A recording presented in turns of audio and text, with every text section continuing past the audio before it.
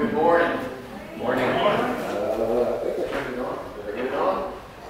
All right. And just a second. Courtney's going to start the little video.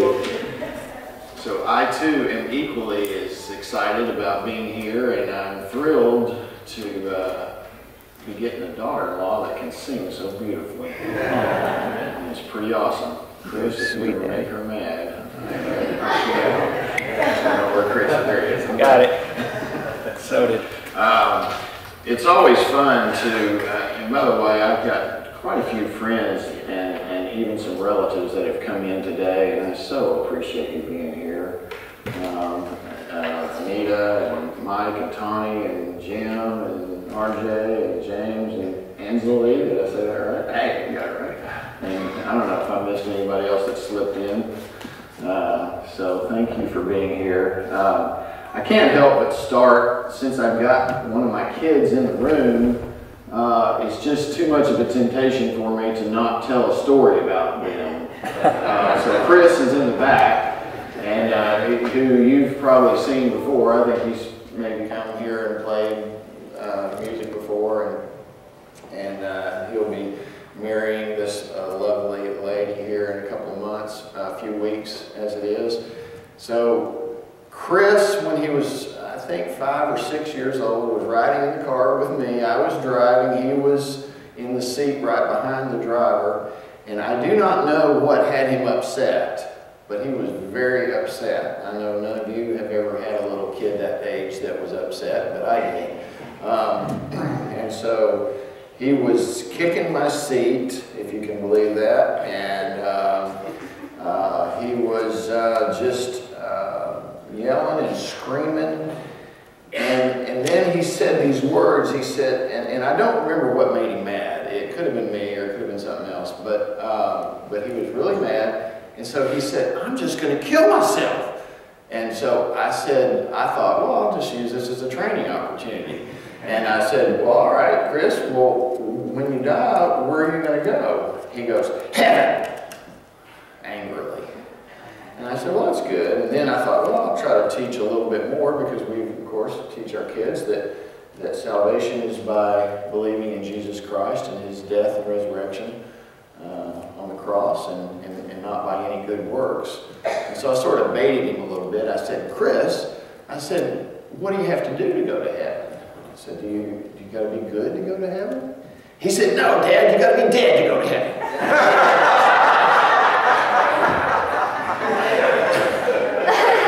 And he is just as witty today as he was back then. So that's my son. Love you, Dad.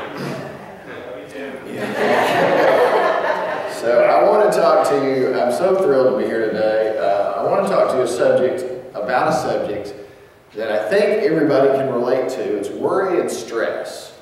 And in fact, as sort of, I suppose maybe some temptation or whatever, I'm sitting here getting buzzes in my pocket from the airline. I was supposed to leave here at 2:20 and get into Dallas and then get into Louisville late tonight.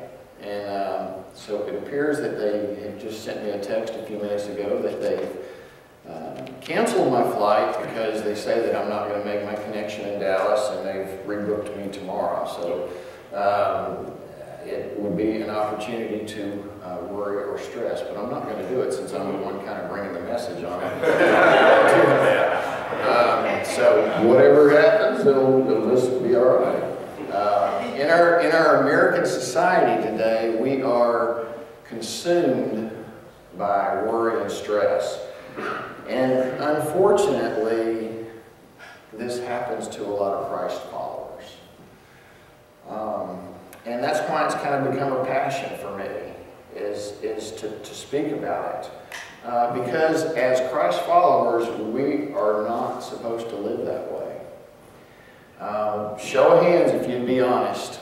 In the last 2 weeks, if you'd be honest and say you had something that you worried or stressed about and had something that troubled your heart. All right, so there we go. That's good, because I did worry a little bit about what if nobody raises their hands. So, why shouldn't we worry and stress? Okay, so in a minute, of course, we'll get to some scripture that tells us not to. But before we do that, just set that aside for a second, and let's just look and see what other reason there might be. And one of the big reasons is unhealthy. American Psychological Association says that when stress interferes with your ability to live a normal life for an extended period, it becomes dangerous. The longer stress lasts, the worse it is for both you and your mind and body. You might feel fatigued, unable to concentrate, and you might be irritable for no good reason. And chronic stress causes wear and tear on your body. Stress can make existing problems worse. In one study, for example, about half the participants saw improvements in chronic headaches after learning how to stop the stress-producing habit of catastrophizing or constantly thinking negative thoughts about their pain. So chronic stress may also cause disease, either because of changes in your body or the overeating and smoking and other bad habits that people use to cope with stress. And it makes you feel warm and fuzzy, doesn't it? There's a lot of reasons that God's Word tells us not to worry. Okay? And certainly I would say health would be one of them. Picture yourself going through an airport carrying about 10 bags by yourself. Now, it's easy for me to sort of picture what that would look like, because I took a trip with our family one time. By the way, I have not just Chris, but I have 6 children. My wife and I have 6 children. And we took a vacation one time to Tampa from St. Louis, and we had 17 checked bags. And Lord knows how many carry-on bags we had. And so it was a cute picture in the middle of the airport with that. So picture yourself carrying about 10 bags, and these 10 bags, let's put names on them. And worry, stress, hurt, guilt, shame, fear, depression, anger, unforgiveness, and bitterness. And those are just the big ones. And picture how hard that would be, trying to carry those bags down, through that airport. Well, that's kind of how we are living. Many of us live this way. So how do we eliminate it? How do we eliminate that? I'm absolutely convinced that today can be life-changing if you let it. It could be just another message, and you listen and you go home. Or if you listen carefully and you focus and maybe make some practical applications, I sincerely believe that this could be a breakthrough day if you have a problem worrying and stressing. If I didn't believe that, I wouldn't have come. I wouldn't be here. So first point or first truth that I'd like to share with you is that worry and stress are, and really all these other baggage items, are determined by perspective. Okay? And perspective is basically how you view a situation, person, or event. So if we change our perspective, we can change our level of worry and stress. Now, for instance, anybody in here ever said, "I'm having a bad day"? Okay, everybody probably has. I have.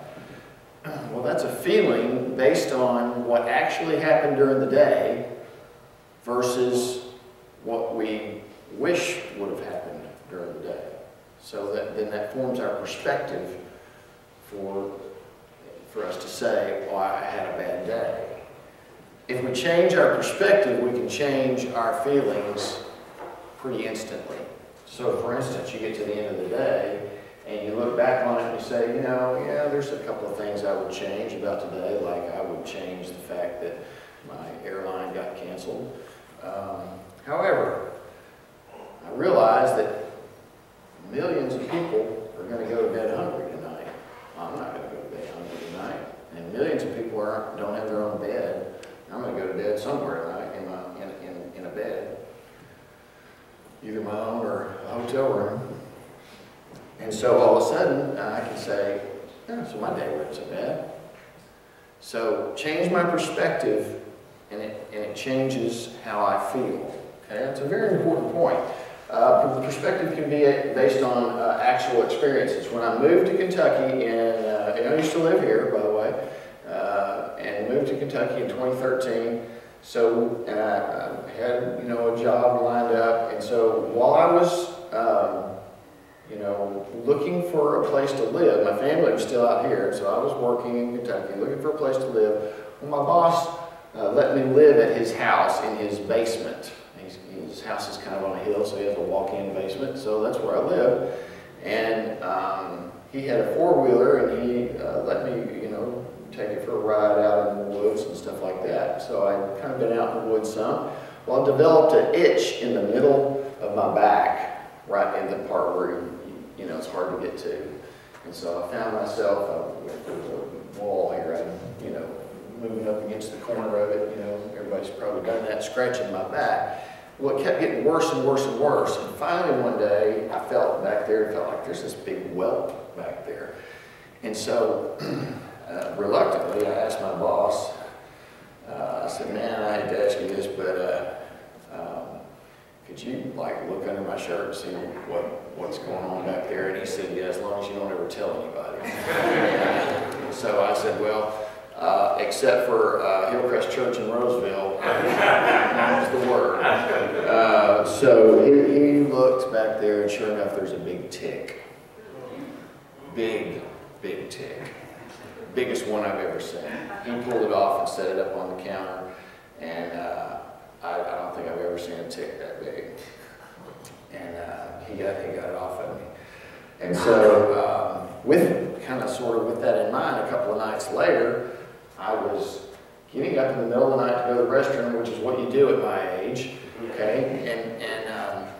And then on the way back to my bed, I just entered through the doorway into my room, and I kind of, how sometimes you just maybe, do that. Well, I was doing that, and my hand came across some sort of creature that attached on the back of my neck.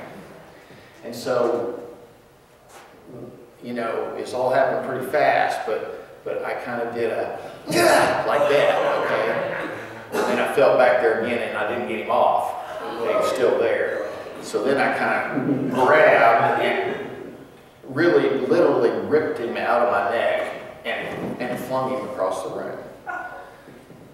And so then I started to go to bed. I go I can't go to bed because this thing's still in the room.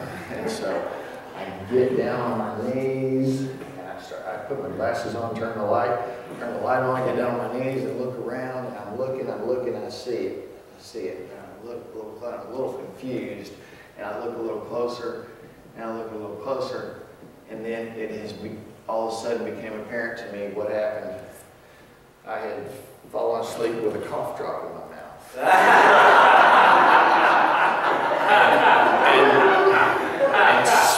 and spit it out, and it stuck on the back of my neck.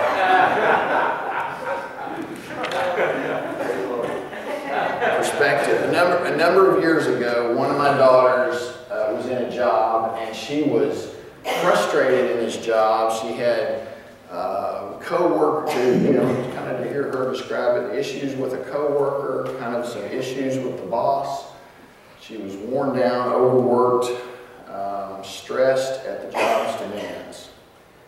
And then on a particular Friday, kind of everything changed.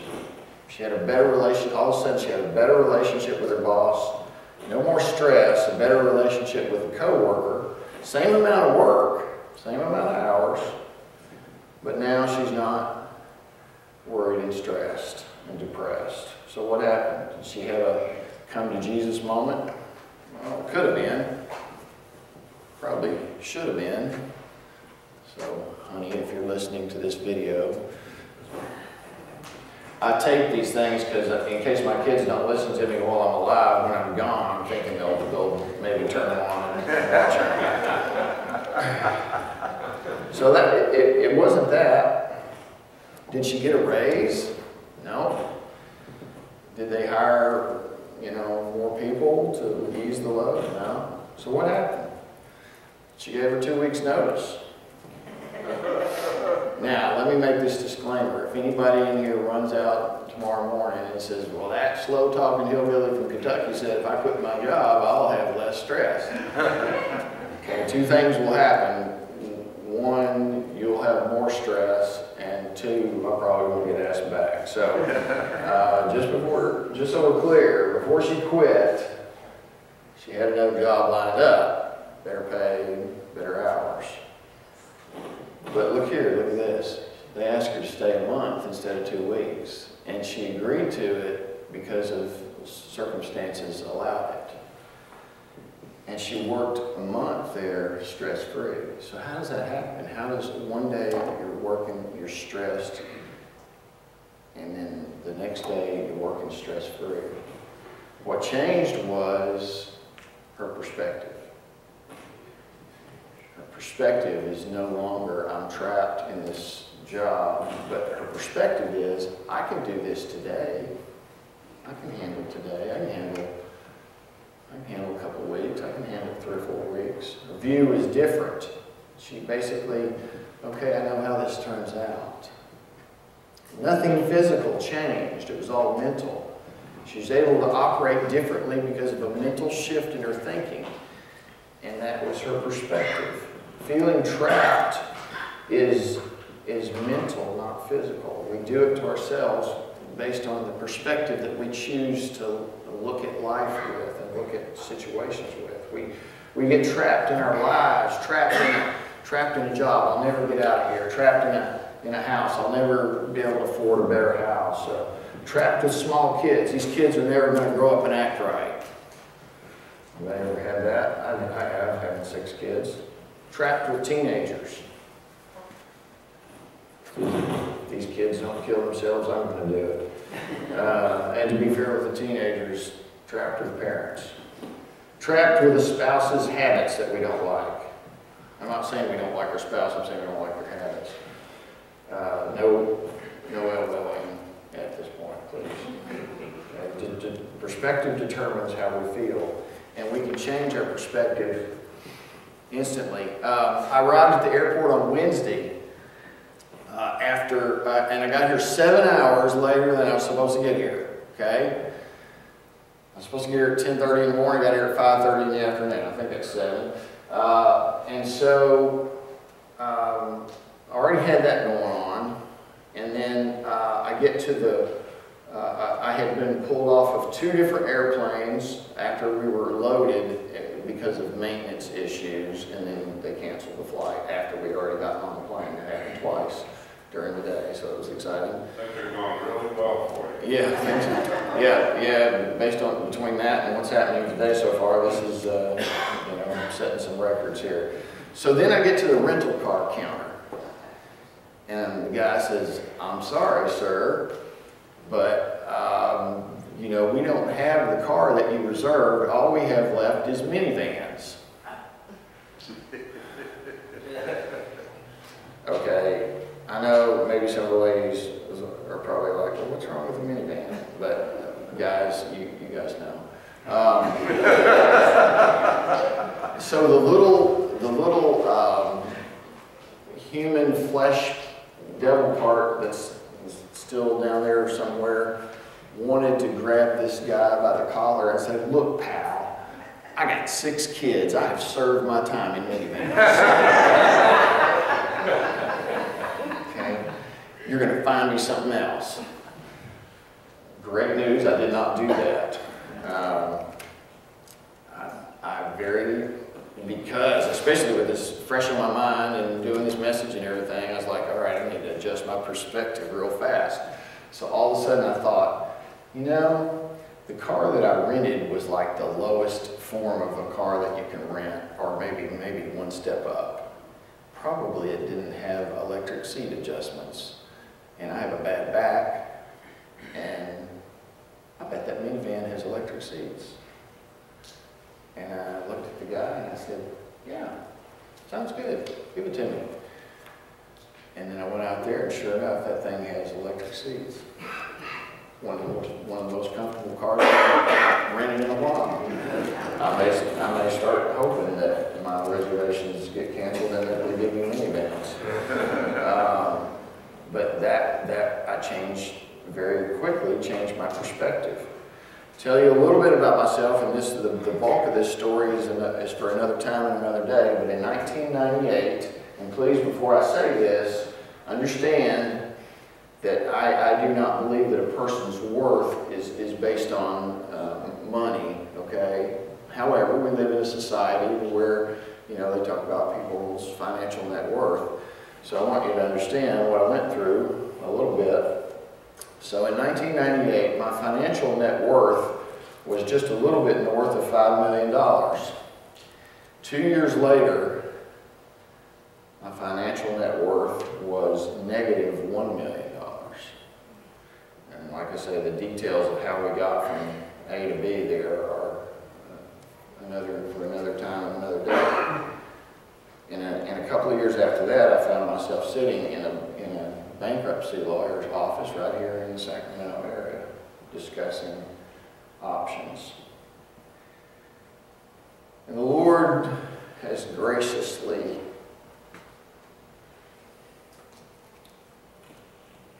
allowed us to dig out of that, very graciously. And but some days I'm driving to work in Kentucky, and I have about a 45-minute drive, and the enemy slips in and he says, "Boy, you should be on a beach somewhere. You blew it. You shouldn't be having to go to work." And if I listen to that very long, I get this perspective of, man, I can't do this. I can't do this for, I've probably got 5 more years to retirement age. I can't do this 5 more years. Can't do it. Just can't, trapped. And if I listen to that, but what I do when that slips up on me is I start praying, and I start talking to God just in my car. I do keep my eyes open. You'll be happy to know. But I start praying, and I start doing this. I start taking an inventory of my blessings out loud. Starting with every one of my kids by name, my grandkids, my wife, and my job, and the home that He's blessed us with, and just start thanking Him for everything that I have. And guess what? Pretty quickly, my perspective is back on the right track just by doing that. And scientists and psychologists and people in the health field will tell you that gratitude is actually the healthiest emotion that you can have. It does chemical stuff to your body to improve your health. Alan, so far this sounds like a self-help seminar, sounds like, you're just telling us to use our mind to reprogram and all that. No, this is not a self-help seminar unless you wanted to find self-help as reading the Bible and doing what the Lord tells us to do. Then yeah, I would call it self-help at that point. So let's look at what Jesus says in Matthew 6:25-34, and He actually tells us to have perspective. He says, "Therefore I tell you, do not worry about your life, what you will eat or drink, or about your body, what you will wear. Is life not more than food, and the body more than clothes? Look at the birds of the air. They do not sow or reap or store away in barns, and yet your heavenly Father feeds them. Are you not much more valuable than they?" Perspective. He's telling us to have perspective. Continuing on. Can any one of you, by worrying, add a single hour to your life? No, but you can take a few off by worrying. And why do you worry about clothes? See how the flowers of the field grow? They do not labor or spin. Yet I tell you that not even Solomon in all his splendor was dressed like one of these. If that is how God clothes the grass of the field, which is here today and tomorrow is thrown into the fire, will He not much more clothe you, you of little faith? So do not worry, saying, what shall we eat? What shall we drink? What shall we wear? For the pagans run after all these things, and your heavenly Father knows that you need them. But seek first His kingdom and His righteousness, these things will be given unto you. Therefore, do not worry about tomorrow, for tomorrow will worry about itself. Each day has enough trouble of its own. Would you pray with me? Father, may we make a breakthrough today on how not to worry. May we take you at your word that you know what we need and that we are more important to you than the birds of the air and more important than the lilies of the field, and that may we learn to seek you first in your kingdom, your righteousness, and the rest is a promise from you, Lord, that all these things will be added unto you.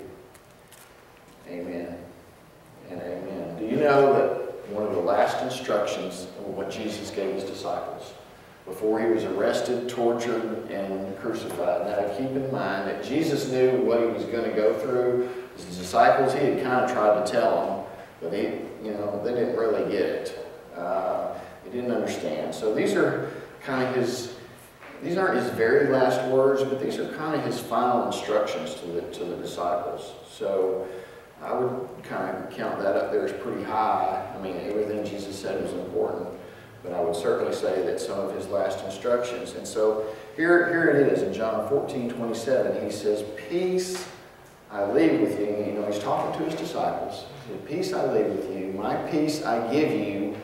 I do not give you as the world gives," which basically translated means it ain't like nothing the world can offer. That's the Hardwick's, hillbilly translation. "And do not let your hearts be troubled, and do not be afraid." I want to focus on that statement. Do not let your heart be troubled. Jesus knew the baggage that the disciples would face in the coming days. He knew that they would be stressed, they would have worry, guilt, bitterness, hurt, fear. There's the next slide, I think, that maybe has these on there. Depression, anger, unforgiveness, bitterness. He knew they were going to be facing this. Okay? So he could have tried to, huddle them up and gather them up and say, "All right, guys, listen up. Andrew, I need you to be in charge of adult ministries. James and John, you guys got the children. Bartholomew, you're the new youth pastor. James and James the Lesser, you got the senior citizens." How'd you like to be named James the Lesser? That'd be good. Are you James? No, I'm just James the Lesser. Okay. Philip, you got the worship team. Thomas, I'll give you the prayer ministry. And Matthew, I need you to be the new treasurer. What about Judas? Well, he's going to have a bad day. I need to explain to you guys kind of what the Romans are going to do, and then what you need to do, and then they're going to do this, and then you need to do this, and here, does he do all that? No. He tells them, "Do not let your heart be troubled." That was all he needed to tell them. You have my peace, and do not let your heart be troubled. That was the instruction. Friends, what is troubling your heart today? What is troubling your heart? What person, past event, or future concern is occupying time and has troubled or is continuing to trouble your heart? On your seat or somewhere around you is an index card. I want you to grab that real quick, and what I want you to do is I want you to write down, and don't worry, I'm not going to make you show it to anybody, or not going to ask you to show it to anybody. Write down the top thing that is troubling your heart, that you're letting trouble your heart. Take just a second to do that for me. Okay?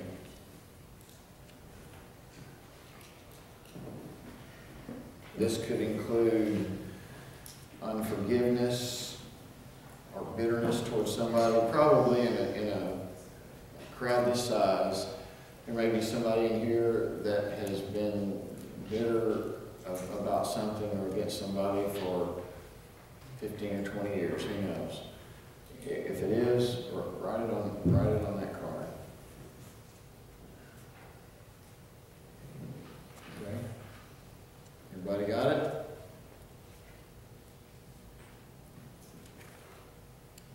All right. Switch gears here on me. I'm a St. Louis Cardinal baseball fan. Okay, so I understand this is Giants and A's territory, so please don't hate me. I've been a fan since I was a teenager. Back in Arkansas, we had a AAA Cardinals affiliate club there in Little Rock at the time. My granddad taught me to be a Cardinals fan. Okay, so let me set this up for you. It's the 2011 World Series, St. Louis versus Texas. Game 6, which is considered by some to be one of the greatest World Series games in history. It's for you non-baseball people, the World Series is a 7-game series. Okay, so best of 7. For you non-math people, that means you got to win 4. Okay, just helping you out. So Texas, here's the setup. Texas has a 3-2 lead in games. So Texas has won 3 games, and St. Louis has won 2. So if Texas wins this game, that's it, they win. So we're in the bottom of the 9th. Texas is up 7-5 on St. Louis. And there's 2 outs, and there's 2 men on base, and the guy that's at bat has 2 strikes on him. Now, my question to you is, if this was your team, and you were a die-hard fan, what would you be doing? You'd be stressing. You'd be probably down. I'm not going to get down on the floor because I might not be able to get back up.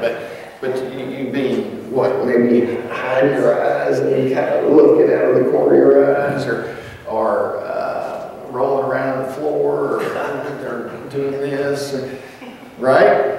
You with me? Okay. Well, I'm not doing that because of my stress management techniques. I'm just sitting back in my chair, relaxed, just sipping on tea. And watch what happens.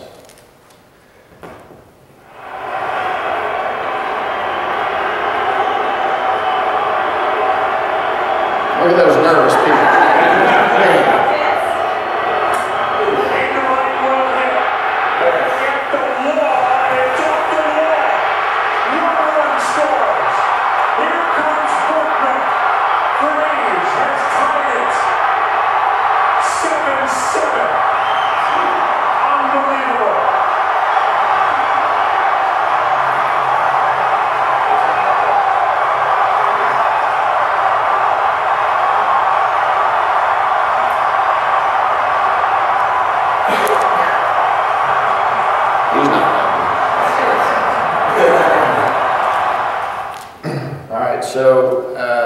So they stayed tied in the bottom of the 9th. Now I'm still relaxed. I'm not worried.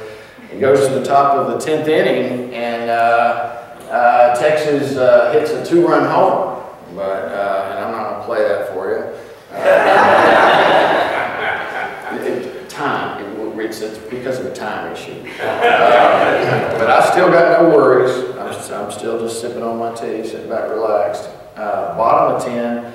Here's the setup. It's now 9-8. The Cardinals already scored 1, and they got 1 man on second in scoring position. They got another. They got a guy named Lance Berkman. If you're a baseball fan, you know that name. Up to bat. Once again, 2 outs. And I didn't say this a while ago, but once again for kind of the non-baseball people, 2 outs, 2 strikes on the batter. So that means Texas is 1 strike away from winning the World Series, and St. Louis is 1 strike away from losing the World Series. You with me? Okay. So once again, you know, I should be crazy nervous, but I wasn't. Watch what happens. Oh, she's nervous. That's for good luck.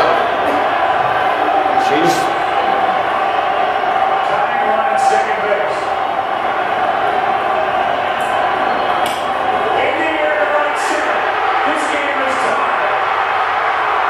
Going to third is Pujols, and it's 9-9.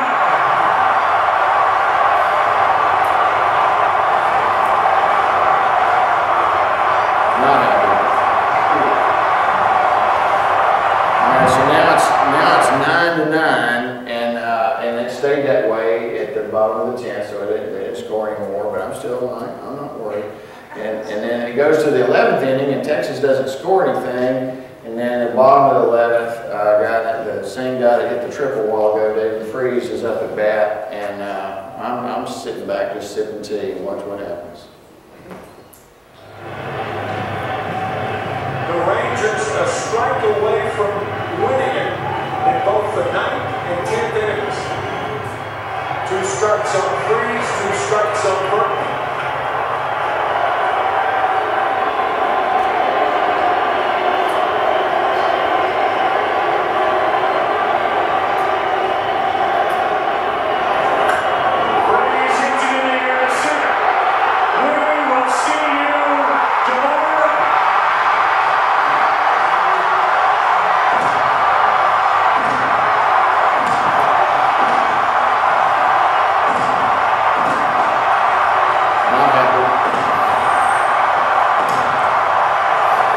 So the Cardinals win that game, and they go on to win Game 7, and they win the World Series. Now, I know what you're thinking. Alan, you can't possibly be a true blue dyed-in-the-wool Cardinals fan, or you would have been going crazy. Christopher, am I a Cardinals fan? You're a Cardinals fan. I'm a Cardinals. You've heard it from Christopher. Okay? I'm a Cardinals fan. Okay? But you see, that night, I was in church while that game was going on, and I taped it.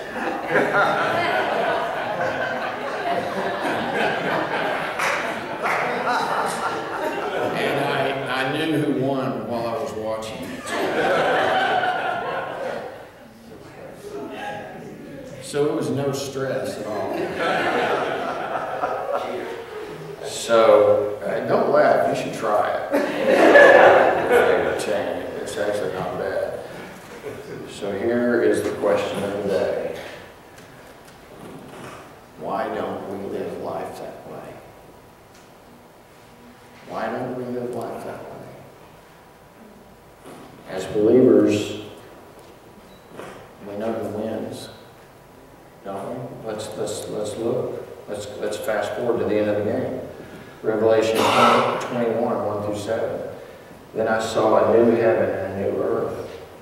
For the first heaven and the first earth had passed away, and there was no longer any sea. I, John, saw the holy city, the New Jerusalem, coming out of heaven from God, prepared as a bride, beautifully dressed for her husband. And I heard a loud voice from the throne saying, "Look, God's dwelling place is now among the people, and he will dwell with them, and they will be his people. And God himself will be with them and be their God. He will wipe every tear from their eyes. There will be no more death, or mourning, or crying, or pain, for the old order of things has passed away." He who was seated on the throne said, "I am making everything new." And he said, "Write this down. These words are trustworthy and true." He said to me, "It is done. I am the Alpha and the Omega, the beginning and the end. To the thirsty I will give water without cost from the spring of the water of life. Those who are victorious," that's us, "will inherit all this, and I will be their God. They will be my people." Amen. Why would we stress over something that happened last Friday, or that we think that might happen tomorrow morning or the next day? And the reason is because we've let our perspective be altered by life. If we read to the end of the book and see that we win, then we're not stressed. In the St. Louis game, we were down to our last strike 2 different times. And I'm going, I don't know exactly what's going to happen here, but I do know we win. And so this is going to be kind of cool to sort of see how this turns out.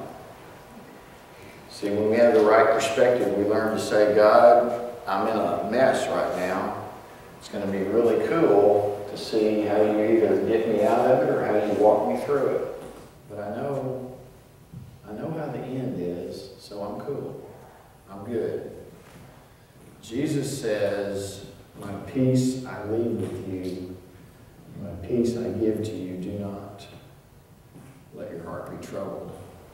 And you may say, well, you haven't really talked to us about any real problems yet. You know, losing $60 million is no big deal. And, you know, having trouble on a job. What about divorce, drug abuse, other abuse, or losing a loved one? I'm going to state it to you simply, just because I like simple. Gets me in trouble sometimes. Because sometimes my wife comes and tells me what her problem is, and I go, okay, well, we either need to do this or do this. And she goes like, no, I didn't want you to solve it, I just want you to listen to me. So sometimes I get in trouble by being simple. But we have been married going on 39 years. Here's the statement. Every bit of stress, worry, anxiety, fear, and all those other 10 bags is because either A, you didn't get your way, or B, you're worried that you might not get your way. I even challenged my son Christopher one day with this statement, and he said, all right, hold on a second. He's a sharp young guy. He's not going to just take what old dad says at face value. You know, he's going to contemplate it and think about it. He thought it through, and he says, that's a pretty good statement. So even Chris says it's okay. Every bit of, go back to that if you can, every bit of stress and worry is because either you didn't get your way or you're worried that you might not get your way. See, if we're short-sighted and only see this life, and if we lay ownership claim to our money, our spouse, our kids, our time, you name it, if we in our own minds own those things, then, and that's our perspective, then when something happens to one of those things, you know, we're messed up about it. On the other hand, if the perspective is that God owns everything, and then when something happens, you can talk to God just like I did and say, Lord, I know that you know what the situation is. I'm not thrilled about it. I've got to be honest with you, Lord. And He's okay with me being honest. I'm not thrilled about it, but, you know, it's not what I wanted, but you're God and I'm not. Please walk me through it. And let me know how you want to use it for your glory. See, most people ask why. Why is this happening to me? God, why did you let this happen? But the right question is how. I have a friend, a family friend, Steve Roloff is his name. Steve has got cerebral palsy, and I can't really describe exactly how he walks, but he has to focus when he's walking on every single step. He has to think toe, heel, toe, heel, toe. He has to focus. He's told us that he has to focus on that just to be able to walk. And when he talks, it's very difficult to understand. Steve, early in his teenage years, by his own testimony, asked God, why did you do this to me? Why did you make me like this? Why am I like this? Steve's dad, once again, kind of to hear his testimony, his dad kind of sort of disowned him for a little while. He was not proud of him. Steve was told you can never marry and you can never have kids. But one day God got a hold of Steve Roloff's heart and changed his question from why to how. Instead of why, God, did you let this happen? Why am I this way? Changed it to how do you want to use me? How do you want to use this? And today, Steve pastors a church in Denver, Colorado. To a church that is largely made up of people that have disabilities. Oh, by the way, with his wife. And oh, by the way, with his 2 boys that he was told that he couldn't have. So when you get the question right, you change the question from why to how God do you want to use this, then that changes your perspective. And it changes whether you worry and stress about stuff. What influences that? Well, it influences how much time you spend getting close to God and His Word. He allows trouble so we can grow and prepare for heaven. In James 1:2, he says, "Consider it pure joy, my brothers and sisters, whenever you face trials of many kinds, because you know that the testing of your faith produces perseverance. Let perseverance finish its work, so that you may be mature and complete, not lacking in anything." See, Jesus does not intend for you and I to worry. He's told us not to. Do not let your heart be troubled. And he goes on to advise us to count it as pure joy when stuff happens. I'm convinced that that verse in James is probably one of the more unobeyed verses in the Scripture. Okay, why is it important that we get this? Okay, anybody in here have a close friend that is not a follower of Jesus? Okay, show of hands. Okay, a lot of people in the room. Okay, one of these days, that person will probably be introduced and have the opportunity, and the timing will be right for them to maybe surrender to Christ. And if they look, and I'll use me as an example, if they look at me and say, well, Alan stays worried and stressed all the time, and he gets upset and throws fits and gossips and does all this, stuff and gets angry and why do I need Jesus? If he's got Jesus and he's got all that, why do I need Jesus? Folks, don't be the reason that somebody misses Jesus. That's my plea. Be the reason that they find Him. Today is the first day of the rest of your life, and it's a great day to make a renewal and live the way that God intends, and that is worry-free and stress-free and depression-free. Let me give you one last example before we finish. The lady's name is Robin English. She goes to my church in Kentucky. This is the ultimate example of embracing Jesus' offer of peace and His instruction, do not let your heart be troubled. On September 22nd of 2018, about 6 months ago, at 1:30 p.m. in the afternoon, Robin's son, Ethan, rounded a curve on a rain-slick road and crossed the center line and was T-boned by an SUV. And Ethan went to see Jesus at that moment. And here's Ethan's mom, just a few weeks ago, writing on a post on Facebook. She says, when believers we love are separated from this world, many times we choose to think that God is giving us a trial. When this type of separation happens to others, we say things like, what a shame, and poor people. We who are left behind try to justify the trial by saying things like, if God brings you to it, He'll bring you through it, and God will never give you more than you can handle, as if the separation is about those left behind. It is toxic to think this way. When Ethan was given his 1:30 experience, and she's referring to the time of the wreck, I don't think God was giving me a trial. I did at first, I admit that. I said all the things grieving people say, but now as I work to be closer with God and I labor to walk in the Holy Spirit,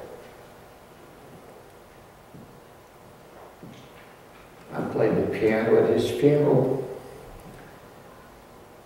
As I rest in the death and resurrection of Jesus Christ, I'm convinced I was wrong. On Saturday, September 22nd, 1:30 p.m., God did not say it is time to give Robin her trial. He said it is time to fulfill my promise to Ethan. It was time for him to be brought home. Time for him to be made perfect. After what I would consider to be one of the most difficult of situations, Robin has chosen a perspective that she will live each day with. And it's a perspective that accepts the peace of Jesus. And she has taken to heart the command of do not let your heart be troubled. And she, when you see her, she's just joyful. Just joyful. What perspective will you choose? I want to ask Courtney and the team to come and play this last song. A few minutes ago, you wrote a name or a thing on a piece of paper. Someone or something that has your heart troubled. I'm just going to ask you if you'd be willing to let that go today. During this song, if your heart is that you want to, and if you are able and comfortable enough, I would really love for you to walk up here and take a piece of paper and rip it to pieces and drop it right here on the floor at the altar. And the value of doing that is that tomorrow morning when Satan tries to say, hey, how come you're not worried about this thing? You can say, oh, did you not see? I ripped that up yesterday. I'm done with that. And so that would be the value. So I hope you'll feel free to do that. If you don't, then do it at your plate, do it at your seat. I'm going to even ask Darby if he wouldn't just keep these pieces of paper when we're done and put them in a container or something where you can see them. So let me pray for us. Lord, I pray that today would be the day that we begin to obey you and do not let our heart be troubled about anything. Lord, you do not want us to be troubled about anything. You don't want us to live that way. So I pray that you would allow these wonderful people here to let go of whatever it is they're holding on to and have a eternal view and have a perspective that allows us to look past whatever's happening today and tomorrow. I pray that you bless us, Lord. Thank you for this day. Thank you for everything that you've done. In Jesus' name, amen. I'm going to ask you to stand if you're able and just start moving forward and doing that if you can. If you need to stay up here and pray, do that too.